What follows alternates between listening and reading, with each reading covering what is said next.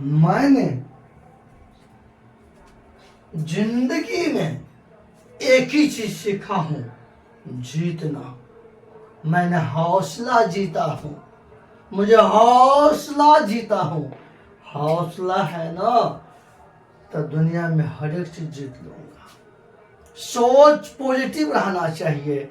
इसीलिए कहते हैं जिंदगी और कुछ भी नहीं, तेरी मेरी कहानी है, एक प्यार की नगमा है। आइए आज का ताबड़तोड़ धमाकेदार एस्थेटिक जीके लेकर के आया हूं, जो डायरेक्ट क्वेश्चन में हिट करेगा। ये मेरा वादा है, ये वादा है। हम आपसे वादा कर रहा हूं ना, बस मेरे दोनों कॉपी बनाइए, करंट का भी और एस्थेटिक जीके का, तो आपको इससे बाहर क्वेश्चन नहीं जाएगा। ये मेरा 100% दावा है। और मैंने इसीलिए कहता है, मैंने घर फूंक दिया है, अब राख उठानी है। अब कहते जिंदगी में कुछ नहीं है, तेरी मेरी कहानी है। कल के आइए अन्य शब्दों के साथ आज का जो भी महत्वपूर्ण है लेकर आया हूँ। पूजा है, छुट्टी में है, बच्चों सब घर चले गए हैं, फिर भी मैं घर घर तक ये वीडियो आपका पहुंचाना चाहता हूं। मेरा एक ही मकसद है, इस बार सबका बेड़ा पार, सबका सिलेक्शन में मैं लिस्ट में नाम देखना चाहता हूं। इसीलिए सब मेला में खुशियां मना रहे हैं। कल के नींद कहाँ उनके आंखों में, अरे मेरे प्यारे छात्र छात्राओं, अरे नींद कहाँ उनके आंखों में जो धुन के मत वाले हैं। क्या फर्क पड़ता है कि मेला किधर है, जब जुनून हो सवार तब। आइए इन्हीं शब्दों के साथ शुरू करते हैं। पल्लव वंश, पल्लव वंश, इसका संस्थापक है सिंह विष्णु। पल्लव वंश का संस्थापक कौन है? सिंह विष्णु। ये दक्षिणी मतलब राज क्षेत्र है, वंश है। इसकी राजधानी कांचीपुरम, मतलब पल्लव वंश के संस्थापक सिंह विष्णु और इसका राजधानी कांचीपुरम। अब आइए इस वंश का सबसे प्रतापी और महान शासक माना जाता है नरसिंहवर्मन प्रथम। नरसिंहवर्मन प्रथम, इसने क्या किया था? इसने वातापी कोड की उपाधि धारण किया था। ये वातापी कोड का उपाधि धारण किया था क्योंकि ये इसने कनिष्क को पराजित किया था। कनिष्क को पराजित करके उनके खुशी के उपलक्ष्य में आइए ये अपने आप को वातापी का कोड का उपाधि धारण किया था। तो प्रश्न पूछ देंगे, वातापी कोड की शुरुआत किसने किया था? नरसिंहवर्मन प्रथम। ये किस वंश का राजा था? पल्लव वंश का राजा। अब आइए एक बात समझिए, यही नरसिंहवर्मन ने, इसने मतलब नरसिंहवर्मन ने ही मतलब इसने महाबलीपुरम स्थित आकाश में, कौन सा? आकाश में मंदिर बनवाया था। तो प्रश्न पूछेंगे, महाबलीपुरम में जो मंदिर स्थित है उस मंदिर का नाम है आकाश मंदिर। इसका निर्माण करवाया था आपको किसने? पल्लव वंश के शासक नरसिंहवर्मन प्रथम ने।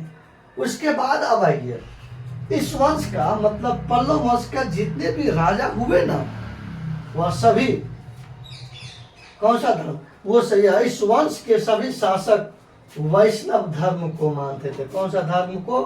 वैष्णव धर्म के अनुयायी थे। मतलब इस वंश के शासक वैष्णव धर्म के अनुयायी थे। यानी कि जितने भी राजा हुए ना, वह सब वैष्णव धर्म को मानते थे। किस धर्म को? वैष्णव धर्म को मानते थे।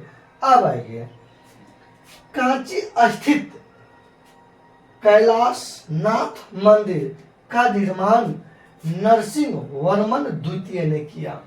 मतलब पल्लव वंश का शासक ही किसने? कहता कांची स्थित कैलाशनाथ मंदिर का निर्माण, आपको जो है ना चश्मा थोड़ा सा खोल देते हैं, चश्मा फिट नहीं है। अब ध्यान दीजिए। तो कहता कांची स्थित कैलाश नाथ मंदिर का निर्माण नरसिंह वर्मन द्वितीय ने किया था। ठीक, अब आइए। कहता पंबा सिंचाई परियोजना केरल में स्थित है। कौन सा? पंबा सिंचाई परियोजना केरल में स्थित है। कहाँ? केरल। और केरल भारत का जो है ना सबसे साक्षर राज्य है। सर्वाधिक साक्षर वाला राज्य कौन है? केरल। केरल का अगर 100 व्यक्ति मिलेगा एक जगह, अगर केरल का 100 व्यक्ति एक जगह मिलेगा, उसमें आपको 94 व्यक्ति पढ़ा लिखा मिलेगा और मात्र 6 व्यक्ति ही अनपढ़ मिलेगा, मतलब बिना पढ़ा लिखा। तो अब एक बात समझिए, तो केरल तो सबसे साक्षर राज्य है और केरल भारत में सर्वाधिक लिंगा अनुपात वाला भी राज्य है। मतलब प्रति 1000 पुरुष पर महिला की संख्या अधिक है। तो भारत का सर्वाधिक लिंगा अनुपात वाला राज्य कौन है? तो भारत का सर्वाधिक लिंगा अनुपात वाला राज्य है आपको कौन? केरल है। कौन है? केरल है। केरल है। और उसके बाद वीडियो बन रहा है, सुनो, अभी डिस्टर्ब हो जाएगा, उधर बैठ के देखो, सुनो ना, वहाँ बैठ जाओ, वहाँ बैठ के सुनो, वीडियो बन रहा है, वीडियो डिस्टर्ब हो जाएगा, गड़बड़ा जाएगा। अब बैठ को सुनो, देखो वीडियो बना रहे हैं, ठीक? हाँ, नहीं बोलना है क्योंकि वीडियो खराब हो जाएगा ना। वीडियो बनने के बाद आना तुम, ठीक? अच्छे बच्चे हैं, बहुत बढ़िया है, जा आइए, कोई बात नहीं। अब आइए, सबसे कम देखिए, सबसे कम साक्षर राज्य अपना बिहार। अपना बिहार जहाँ सर्वाधिक साक्षर राज्य केरल है, तो सबसे कम साक्षर राज्य आपको बिहार है। मतलब सबसे कम पढ़ा लिखा कौन है? बिहार है। अब आइए, लेकिन बिहार सर्वाधिक जनसंख्या घनत्व वाला, सर्वाधिक जनसंख्या घनत्व वाला राज्य कौन है? बिहार है। उसके बाद अब आइए, सेना का, उसका भारतीय सेना का पहला 3D प्रिंटेड घर का उद्घाटन गुजरात के अहमदाबाद के कैंट में किया गया। बहुत अच्छा प्रश्न है। कौन है?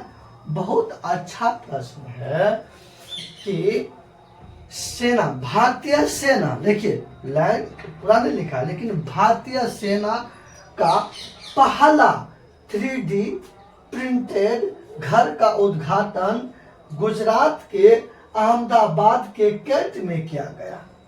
कैंट में किया गया। और एक बात समझिए, अभी वर्ल्ड कप हो रहा है, क्रिकेट का वर्ल्ड कप 2023 में मेजबानी कर रहा इंडिया। कौन कर रहा? इंडिया। और आज इंडिया का मैच है न्यूजीलैंड के साथ। मेरा एक ही मकसद है, इस बार इंडिया एक भी मैच न हारे और सभी मैच जीते और इतिहास में एक अलग रिकॉर्ड बनाइए। और बनेगा भी, मुझे विश्वास है। इस बार का टीम जो है ना, सबसे खूंखार टीम है, पूरा पावरफुल टीम इंडिया का है। जब क्रिकेट हो रहा है तो इसी अहमदाबाद में विश्व का सबसे बड़ा cricket stadium Narendra Modi stadium इसी अहमदाबाद में स्थित है। अब आते हैं आप लोग इस साइड, आ जाते हैं उछल के। इस साइड तो देख लिया, अब इस साइड देखते हैं। आइए, 14 सितंबर 1949 ईस्वी को हिंदी को राजभाषा के रूप में मान्यता दिया गया था। मतलब 14 सितंबर 1949 ईस्वी को हिंदी को राजभाषा के रूप में मान्यता दिया गया था। इसीलिए 14 सितंबर को हिंदी दिवस मनाया जाता है। कितने भारत में हिंदी दिवस कब मनाया जाता? 14 सितंबर को। क्यों? 14 सितंबर 1949 को हिंदी को राजकीय भाषा के रूप में मान्यता दिया गया। अब एक बात आइए, संविधान के अनुसूची यहाँ लिखते हैं, संविधान के अनुसूची 8 में लिखिएगा, आप लोग लिखिएगा जो मैं बता रहा हूँ। हर एक बात बोर्ड पे नहीं लिख सकते हैं, उतना स्पेस नहीं रहता है। कुछ बात हम आपको इस टाइम समझा रहे हैं और आराम से समझा रहे हैं और स्थिर से समझा रहे हैं, आप उनको भी लिखना है आपको। अनुसूची 8 में, किसमें? अनुसूची 8 में 22 भाषा को मान्यता प्राप्त है। कितने भाषा को? 22 भाषा को मान्यता प्राप्त है। समझ गए? तो प्रश्न पूछेंगे संविधान की किस अनुसूची में 22 भाषा को मान्यता प्राप्त है? तो अनुसूची 8 में 22 भाषा को मान्यता प्राप्त है। अब आइए आगे चलते हैं। जीवी मावलंकर लोकसभा के प्रथम अध्यक्ष था। किसका? लोकसभा के प्रथम अध्यक्ष जीवी मावलंकर था। तो एक क्वेश्चन और बनता है, लोकसभा का प्रथम महिला अध्यक्ष मीरा कुमार बनी थी। यहां मैं लिख रहा हूं, आइए, लोकसभा का प्रथम महिला अध्यक्ष मीरा कुमार बनी थी। नाम है मीरा कुमार। कुमार से मत जाइएगा, वो लड़का है या मर्द है, वो लड़की है, वो महिला है। यही तो गलती कर देता है बच्चों। क्यों? उनको बेसिक से ज्ञान ही नहीं है। तो आइए, लोकसभा का प्रथम महिला अध्यक्ष मीरा कुमार बनी। कौन? मीरा कुमार बनी। जबकि वर्तमान में लोकसभा के अध्यक्ष ओम बिरला है। कौन है? ओम बिरला। ओम बिरला लोकसभा के वर्तमान अध्यक्ष है। और लोकसभा जो है ना, संसद का ये जो है ना निम्न सदन होता है। ये संसद का अस्थायी सदन होता है। ये इसका लोकसभा का विघटन होता है। क्या होता? विघटन होता है। अब आइए आगे चलते हैं। 17वां प्रवासी भारतीय दिवस 2023 इसका आयोजन इंदौर में किया गया। और इंदौर मध्य प्रदेश के अंतर्गत एक शहर है। ये जो है इंदौर जो देख रहे हैं, ये एमपी का एक शहर है। और इंदौर भारत का सबसे स्वच्छ शहर है। लिखिएगा, भारत का सबसे स्वच्छ शहर इंदौर लगातार 5 वर्षों से स्वच्छ शहर का दर्जा प्राप्त किए हुए हैं। 5 वर्षों से लगातार 5वीं बार इंदौर को भारत का स्वच्छ शहर का दर्जा दिया गया। दूसरा सूरत है, तो याद रखिएगा। और ये मध्य प्रदेश में, और मध्य प्रदेश का राजधानी भोपाल है। मध्य प्रदेश की राजधानी भोपाल। और मध्य प्रदेश को टाइगर स्टेट कहा जाता है। मध्य प्रदेश को टाइगर स्टेट कहा जाता है। और मध्य प्रदेश के अंतर्गत कूनो राष्ट्रीय उद्यान है। कौन? कूनो राष्ट्रीय उद्यान है, याद रखिएगा। और मध्य प्रदेश भारत में सर्वाधिक वन क्षेत्रफल वाला भी राज्य है। ये सब लिखिएगा। हर एक बात बोर्ड पे हम नहीं लिख सकते हैं, उतना स्पेस नहीं है। मुख पेट ले करके और बाकी वाला को भाषण के माध्यम से सुना रहा हूँ। एक एक शब्द को नोट कीजिएगा। मैं आराम से बता रहा हूँ ताकि आपको कोई दिक्कत नहीं हो। ऊपर से आए अच्छा बदलाव देखे हो गया, वो नहीं होता है। आएगा लॉलीपॉप लेकर के, जिसका कोई एग्जाम में ठिकाना नहीं है, वैसा ही आता यूट्यूब पे, जो आपके जीवन के लिए घातक साबित हो। उस लॉलीपॉप पे मत दौड़िए। जो मैं कंटेंट दे रहा हूं ना, किसी का औकात नहीं है कि आपको इतना कंटेंट दे देगा और इतना अच्छा से आपको एक्शन करके समझा देगा। ये मेरा दावा है। मैं इसीलिए कहता हूं पढ़िए आप वहीं यूट्यूब पर भी जहां आपको बेटर लगे। मैं नहीं कहता कि मेरे ही पास पढ़िए, पर मैं दुनिया से अलग मैटर लेकर के आता हूँ। वो रटुमल टीचर नहीं है, आएगा ऑनलाइन, आएगा डिजिटल बोर्ड, ऐसे करते जाएगा, बोलते जाएगा, दिमाग वैसे ही होते जाता है। ऐसे पढ़ाई से आपकी कल्याण होने वाला नहीं है मेरे बच्चों। मुझे दुख होता है। मैं इस भ्रम को तोड़ने के लिए मेरे पास में अभी क्षमता नहीं कि डिजिटल बोर्ड आप लोग लगा करके हम पढ़ाएंगे। हाँ, मैं जो भी लाऊंगा आप मिला लीजिएगा, सबसे अलग मैटर रहेगा। आइए आगे देखते हैं। अपना बड़ाई कहते लोग को नहीं करना चाहिए, लेकिन मैं करता हूं। अपना बड़ाई वही करता है जिसको अंदर में दम होता है। आइए आगे देखते हैं। आयोजन इंदौर शहर में किया गया। मुख्य अतिथि गुयान देश के राष्ट्रपति डॉक्टर मोहम्मद इरफान अली थे। अब यहाँ पे देख लीजिए, गुयान देश है। अब आप लोग को यह डिसाइड करना है गुयान देश किस महाद्वीप में है, ये खुद करिएगा। और इसका राजधानी क्या है, ये खुद लिख करके लाइएगा। कहेगा तो प्रवासी दिवस कब मनाया जाता है? तो मेरे बच्चों, प्रवासी दिवस जो है ना, ये 9 जनवरी को मनाया जाता है। क्योंकि आगे मैं बता भी चुका हूं, 9 जनवरी को 9 जनवरी को प्रवासी दिवस मनाया जाता है। क्यों? कि 9 जनवरी 1915 ईस्वी को महात्मा गांधी दक्षिण अफ्रीका से वापस इंडिया लौटे थे। उन्हीं के सम्मान में हम प्रत्येक वर्ष 9 जनवरी को प्रवासी भारतीय दिवस मनाते हैं। और इस वर्ष 2023 में 17वां मतलब 17वां जो है प्रवासी दिवस मनाए हैं। इसका आयोजन इंदौर में किया गया। मुख्य अतिथि गुयान देश के राष्ट्रपति डॉक्टर मोहम्मद इरफान अली थे। आइए, संयुक्त राष्ट्र महासभा ने वर्ष 2023 को मोटे अनाज का अंतर्राष्ट्रीय वर्ष के रूप में घोषित किया गया है। ध्यान दीजिए, वर्ष 2023 को मोटे अनाज का अंतर्राष्ट्रीय वर्ष के रूप में घोषित किया। कौन?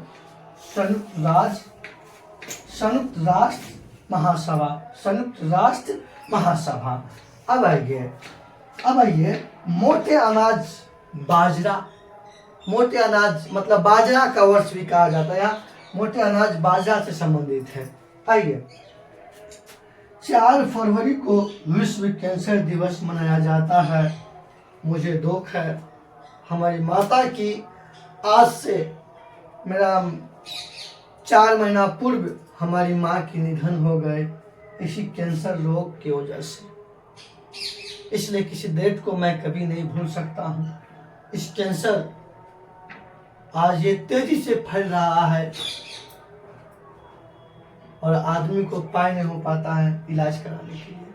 तो कैंसर 4 फरवरी को विश्व कैंसर दिवस मनाया जाता है। मुझे दुख होता है, मेरी माँ ने मुझे छोड़ के चले गई। मैं रोज उनके यादों में रोता हूँ, भावुक हो जाता हूँ। क्यों? कि माँ के जैसा से दुनिया में कोई नहीं होता है। वो जो प्यार करती है ना संतान से, उनके प्यार में कोई लोभ नहीं होता है। अदरवाइज दुनिया में जो भी आपसे प्यार, कहीं न कहीं आपसे उनको लोभ है, इसलिए आपसे प्यार करते हैं। प्यार करना बड़ी बात नहीं है। आइए देखिए, कोबाल्ट 60 का प्रयोग, देखिए मार्कर गिर गया, आप लोग का अच्छा भविष्य बनेगा मार्कर गिरने से। आइए, कोबाल्ट 60 का प्रयोग कैंसर के उपचार में किया जाता है। किसके उपचार में? कैंसर के उपचार में किया जाता है। चलिए आप लोग सबसे पहले स्क्रीनशॉट लीजिए, उसके बाद मैं 4 बिंदु समझाता हूँ। अगर आप लोग स्क्रीनशॉट ले लिए होंगे तब आइए अपना लोग इसका फटाफट 4 बिंदु देख लेते हैं। आइए, पल्लव वंश का संस्थापक सिंह विष्णु। राजधानी कांचीपुरम। क्या बार बार आज आपको मार्कर गिर रहा है, क्या बात है। आइए, नरसिंहवर्मन प्रथम वातापी कोड की उपाधि धारण की थी, पूछे जाते हैं। और इसने मतलब नरसिंहवर्मन प्रथम ने महाबलीपुरम स्थित एकाश मंदिर बनाया था। इस वंश के शासक वैष्णव धर्म के अनुयायी थे। कांची स्थित कैलाशनाथ मंदिर का निर्माण नरसिंहवर्मन द्वितीय ने किया था। पंबा सिंचाई परियोजना केरल में स्थित है। भारतीय सेना का पहला 3D प्रिंटेड घर का उद्घाटन अहमदाबाद के कैंट में किया गया। अहमदाबाद के कैंट में किया गया। 14 सितंबर 1949 ईस्वी को हिंदी को राजभाषा के रूप में मान्यता दिया गया था। इसी लेकर के प्रत्येक वर्ष 14 सितंबर को हिंदी दिवस के रूप में मनाया जाता है। जीवी मावलंकर लोकसभा के प्रथम अध्यक्ष था, जबकि लोकसभा के प्रथम महिला अध्यक्ष मीरा कुमार। ओम बिरला वर्तमान में लोकसभा के अध्यक्ष हैं। 17वां प्रवासी भारतीय दिवस 2023 का जो है ना आयोजन इंदौर में किया गया। ये इंदौर मध्य प्रदेश के अंतर्गत है। प्रवासी दिवस 9 जनवरी को मनाया जाता है। आइए, मुख्य अतिथि के रूप में गुयान देश के राष्ट्रपति डॉक्टर मोहम्मद इरफान अली थे। ठीक, संयुक्त राष्ट्र महासभा ने वर्ष 2023 को मोटे अनाज यानी बाजरा का वर्ष बाजरा